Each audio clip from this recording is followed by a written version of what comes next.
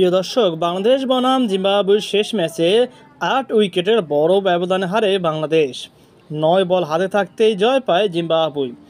প্রথমে ব্যাট করতে নেমে ১৫৭ রান করে টাইগাররা। জবাবে ১৮.৩ বলে ১৫৮ রান ২ উইকেটের খরচায় সংগ্রহ করতে সক্ষম হয় জিম্বাবুয়ে। তো প্রিয় দর্শক, সিকান্দার রাজা ম্যাচ শেষে যা বলেছেন সেটি আপনাদেরকে শোনাবো। সিকান্দার রাজা বলেছেন যে তিনি এই ম্যাচটি খেলে খুবই খুশি হয়েছেন এবং খুশির সাথে বাসায় যেতে পারবে একটি ম্যাচ জয়লাভ করে। তিনি আরও বলেন যে লাস্ট দুটি ম্যাচটা তারা ক্লোজ ছিল, খুবই ক্লোজ ছিল এবং ইয়াংস্টাররা দুর্দান্ত খেলেছেন আর তাদের কাজ তারা ঠিকমতো পালন করেছেন।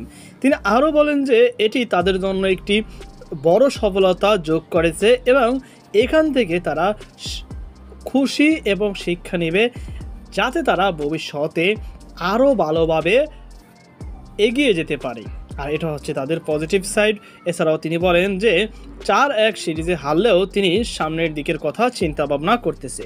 প্রিয় দর্শক, ব্রেন বেনেট হন প্লেয়ার অব দ্য ম্যাচ। তিনি ৭০ রান করতে সক্ষম হয় এবং ২টো উইকেট শিকার করেন।